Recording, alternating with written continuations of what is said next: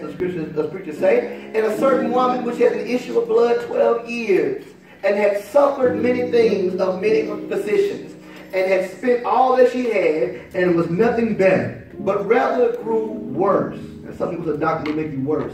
When she had heard of Jesus, came in the press behind and touched his garment. For she said, if I may touch but his clothes, I shall be whole. And straightway the fountain of her blood was dried up, and she felt in her body that she was healed of that plague. And Jesus, immediately knowing in himself that virtue had gone out of him, turned about in the press and said, who touched my clothes? Somebody say, you have a move to make. You have a move to make. Y'all sound so weak on now. Somebody say, you have a move to make. You have a move to make. Amen. Let's pray. Let's begin to pray. If any man speak, let him speak as the oracles of God. If any man minister, let him do it as of the ability which God giveth, that God in all things may be glorified through Jesus Christ, to whom be praise and dominion forever and ever. Amen. Somebody have a seat. Amen. Y'all say amen. Amen. You have a seat. Amen. I'm talking today about moves.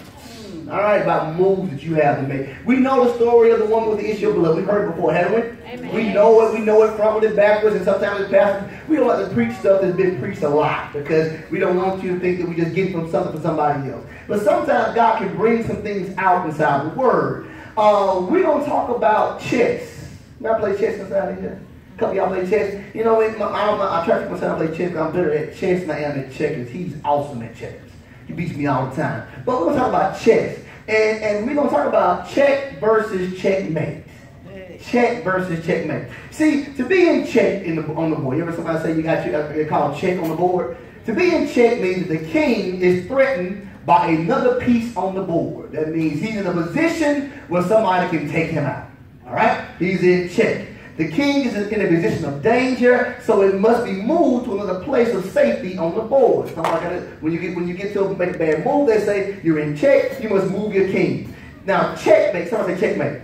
Checkmate. Yeah, I said it before. Checkmate means that the king has no more moves to make to get out of check. Amen. Then wherever he moves here, he's in check. He moves over here, he's in check. He moves to the front, he's in check. He moves diagonally, he's still in check. That's called checkmate. Somebody say checkmate again. Checkmate. This means the king is in a position where it is surrounded by enemy pieces to a point where it cannot make a move without being in check. It has no more moves to make. That is ball game. That is checkmate. Now get this. The object of the game is not check, is checkmate, not check.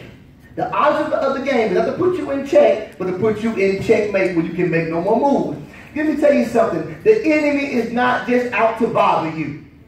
We think that the devil is on my trail. He's trying to get me. He is not out to bother you. You are not so important that he just wants to bother you. I'm going somewhere. He wants to make you useless and take away your mobility. I'm going somewhere. You can be on the board without mobility or effectiveness. That means you're in the game, but you ain't doing nothing. You're there, you're here, but you're not doing anything. You have no mobility, you have no effectiveness, because everywhere you move, you're still in check. But the enemy will diminish your capacity to be engaged in the game. He don't mind you coming to church.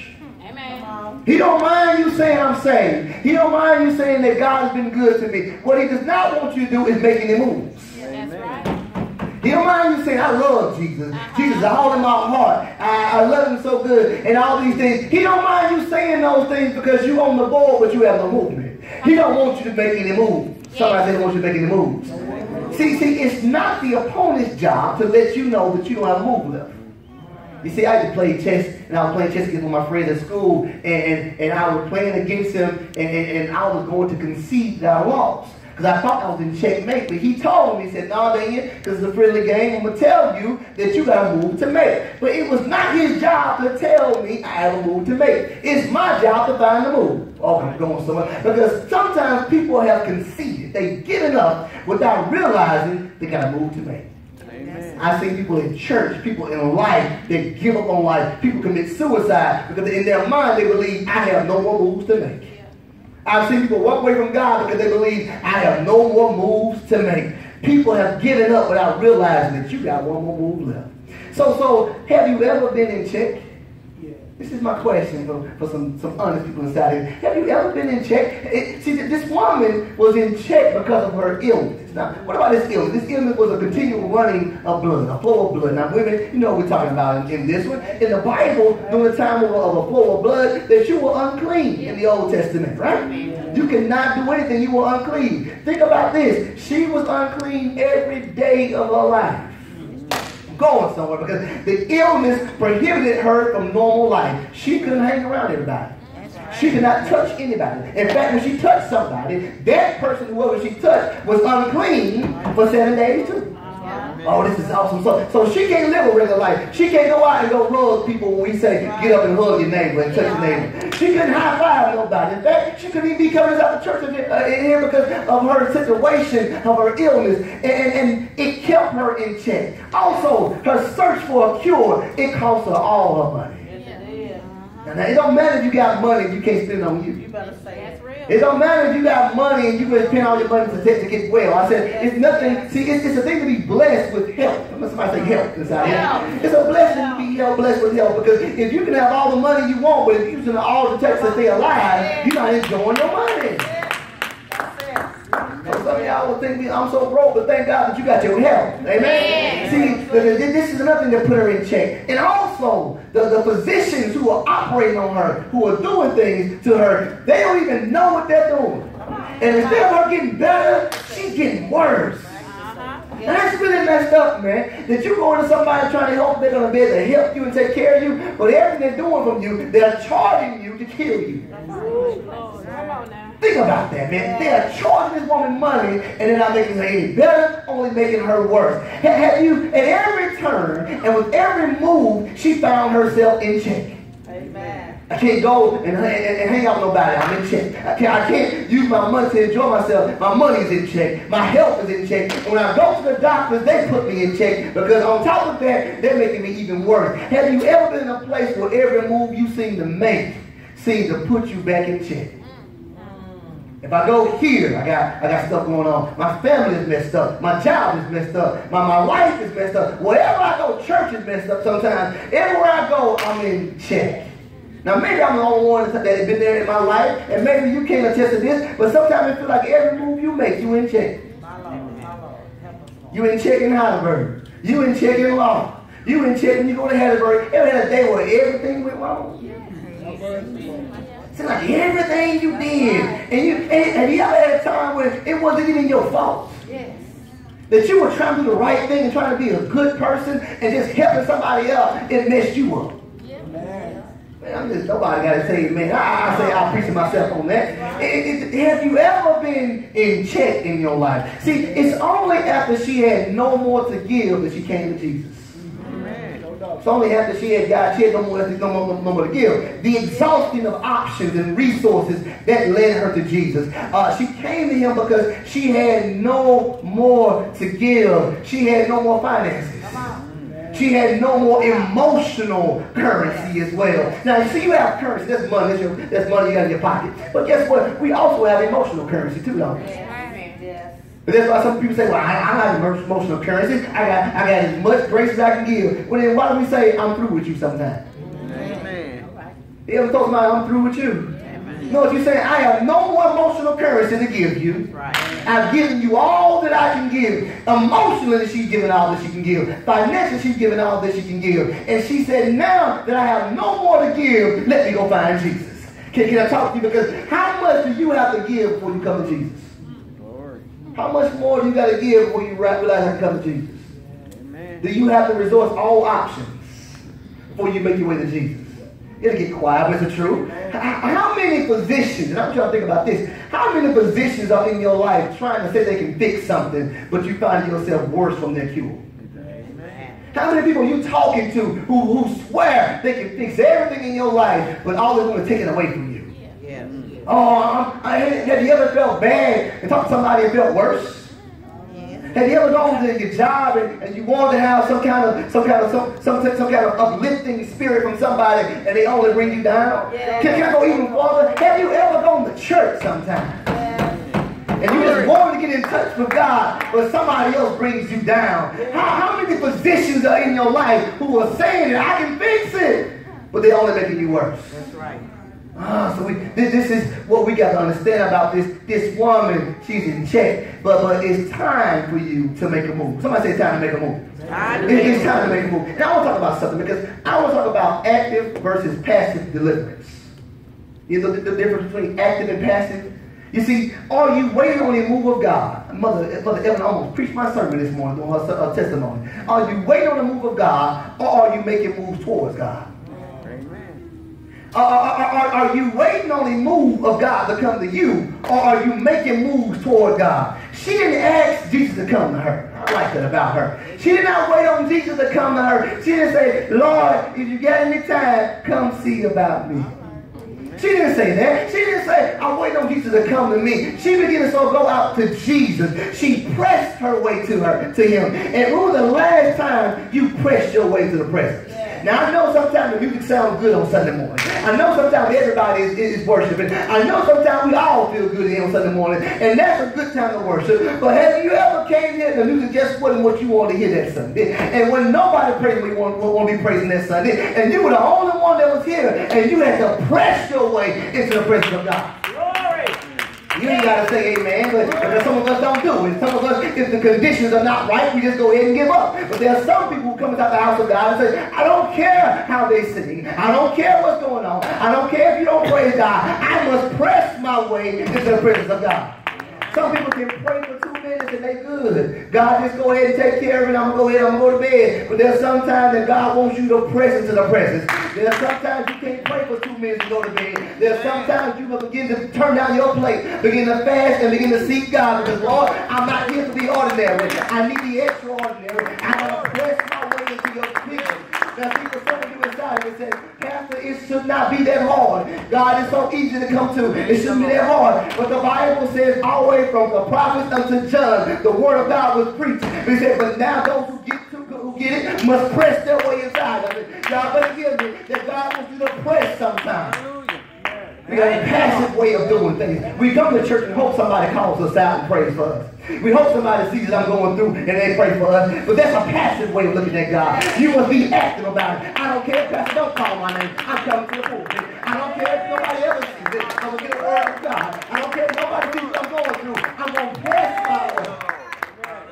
A passive way. People will leave the house of God sometimes and say, nobody cared about me. Nobody saw me. Nobody knew what was going on in my life. Let me tell you something, baby. People got stuff going on in their life too. Amen. Oh, I just want to wake you up on that one. They go through stuff sometimes too. They came for the same reason you came. Don't be passive. Don't just sit back and wait for something to happen. Make some moves toward God.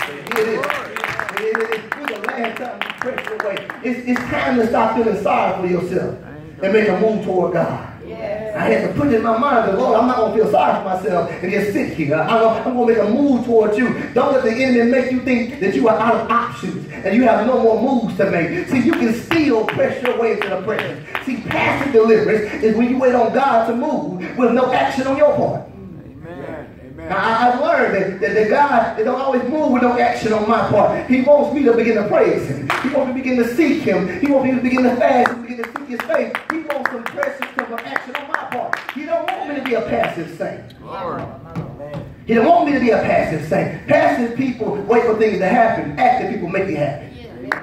We got to make some moves. Active deliverance is when you make a move and you press into the presence. And it's time, and God began to put this on my heart. I'm going to can y'all believe that? It's time to introduce your situation to your God. Amen. It is time to introduce your situation to your God. The woman not only pressed her way to Jesus, but she also touched Him. She didn't just come to Jesus and wait for Him to say something. She said, no, if you don't see me, I see you. And if you ain't noticed me, I noticed you. And I'm gonna pull on something inside of you. But by touching Him, she introduced her illness to His power. Yeah.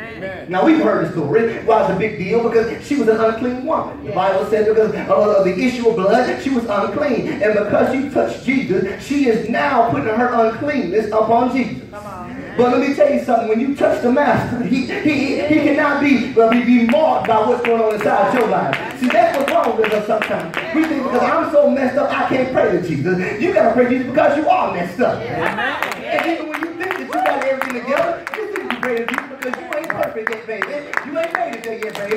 You need to be still praying to God. God will not be messed up by what you're going through. Amen. Can I explain something? It's time for you to introduce your situation to his power. I know that he knows all things, but guess what? He's still God. And he's still a king. Now, what about a king? A king does not go to the people. The people come to him. Yes. Am I right? See, you don't tell the king to come here. You seek an audience with the king. You don't tell the king, come see me.